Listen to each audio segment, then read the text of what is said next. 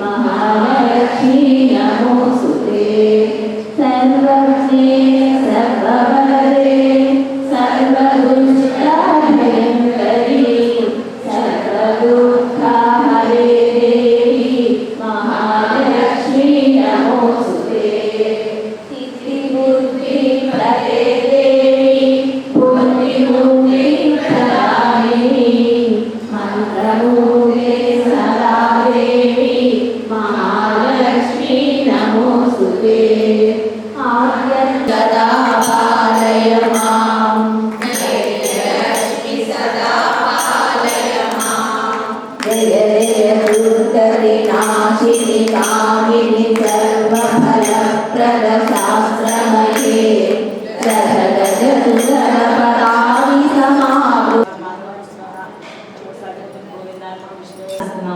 भक्तलोभं भास्कराभं ब्रह्माण्डराज्यप्रदं सृष्टिस्थितिलयाधारं ध्यायामि त्वां श्रीमातरं श्रीदीपलक्ष्मीदेव्यै नमः ध्यानं समर्पयामि क्षीरोधार्णवसम्भूते कमले कमलालये दरिद्रे भो भद्रां శ్రీయమని సమానాయ దదతౌ. ఇక్కడ అమ్మవారిని ఏం చెప్తున్నారండి? దరిద్రులను కూడా రక్షించేటటువంటి శక్తిమంతురాలు ఆవిడ. దరిద్రులు అంటే ఒక్క డబ్బు లేని వాడు దరిద్రులు కాదండి, భావంలో కూడా దరిద్రం ఉండడం అన్నింటికన్నా కూడా బాధాకరమైన విషయం. ప్రతి దాన్ని కూడా మనం పాజిటివ్ థింకింగ్ ఉండాలి, దేన్ని కూడా నెగిటివ్గా ఆలోచించకూడదు. అందుకని అటువంటి బుద్ధిని మాకు కలగచేయ తల్లి అని చెప్పి ఇక్కడ ప్రార్థిస్తున్నాం. తర్వాత పంచామృత స్నానం అమ్మ.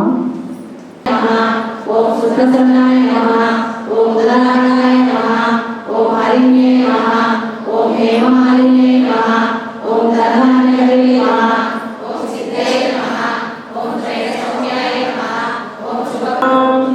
ఓం హ్రీం శ్రీం హ్రీం దీపలక్ష్మీ దేవ్యై నమః. లక్ష్మీ నమః దానలక్ష్మీ నమస్తేస్తు దానశీల స్వరూపిణి శ్రీయంబే సర్వలక్ష్మీ నమః. కనకలక్ష్మీ నమస్తుభ్యం కనకలక్ష్మీ నమః.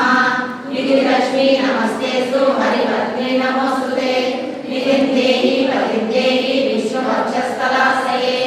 ఓం హ్రీం శ్రీం హ్రీం నిధిదేహి రమే.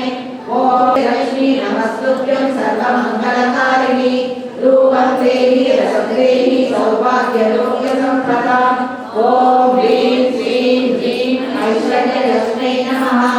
వేదలక్ష్మీ నమస్తుభ్యం ధనధాన్యప్రదాయిని తేజం దేహి ధనం దేహి నిత్యం భవతు మే సదా. ఓం హ్రీం శ్రీం హ్రీం. మాసం సందర్భంగా హైదరాబాద్లోని సరూర్ నగర్ ప్రాంతంలో ఉన్నటువంటి వెంకటేశ్వర కాలనీలో ఉన్నటువంటి వెంకటేశ్వర దేవాలయంలో, వెంకటేశ్వర స్వామి దేవాలయంలో ఈరోజు దీపలక్ష్మి పూజని వైభవంగా మహిళలందరూ జరుపుకున్నారు. అమ్మవారిని మనలో ఉన్నటువంటి అజ్ఞానాన్ని పోగొట్టి జ్ఞానం అనేటటువంటి జ్యోతిని వెలిగించమని వాళ్ళందరూ కూడా 108 దీపాలను వెలిగించి అమ్మవారికి షోడశోపచారములతో పూజ చేసుకుని చక్కగా అమ్మను ప్రార్థించారు.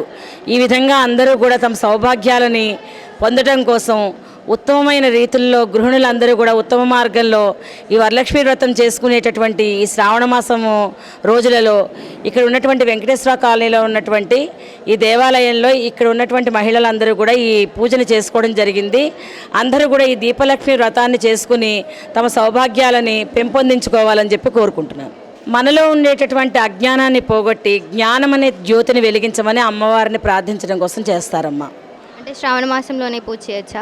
అలా అనేమీ లేదు, ఏ రోజుల్లో అయినా చేయొచ్చు. శ్రావణ మాసం చాలా విశిష్టమైన రోజుగా స్త్రీలందరూ భావిస్తారు కనుక అందుకని ఈ రోజుల్లో చేసుకుంటారనమాట. తప్పకుండా ప్రతి సంవత్సరం చేస్తారా ఇలా పూజ? ఈ సంవత్సరం మొదలుపెట్టారు, ఇప్పటి నుంచి ప్రతి సంవత్సరం తప్పకుండా చేసుకుంటారు. ఈ పూజ అనేది ఎప్పటి నుంచి చేస్తున్నారు, అసలు ఎందుకు చేస్తున్నారు? ఈ పూజ అనేది లాస్ట్ ఇయర్ మా ఇంట్లో స్టార్ట్ చేశాము.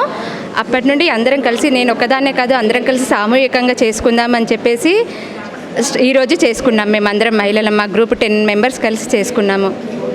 అంటే ప్రతి సంవత్సరం చేస్తూ ఉంటారా ఇట్లాగే? ఇలా కొన్ని సామూహికంగా మేము చేస్తూనే ఉంటాం. గుళ్ళో ప్రోగ్రామ్స్ అవుతూనే ఉంటాయి. సౌందర్యలహరి అని, శివానందలహరి అని, ఈ పూజలు, లక్ష్మీ పూజలు అన్నీ అవుతూనే ఉంటాయి. కృష్ణాష్టమి అన్నీ చేస్తూనే ఉంటామండి మహిళలం అందరం కలిసి. అంటే ఇది శ్రావణ మాసంలోనే చేయొచ్చా లేకపోతే ఏ మాసంలో అయినా చేయొచ్చా? ఎప్పుడైనా చేయొచ్చు అండి. అమ్మవారి పూజ ఎప్పుడు చేసినా ఏ పర్వదినాలలో చేసినా మంచిదే. అసలు ఈ పూజ అనేది ఎందుకు చేయాలనిపించింది మీకు?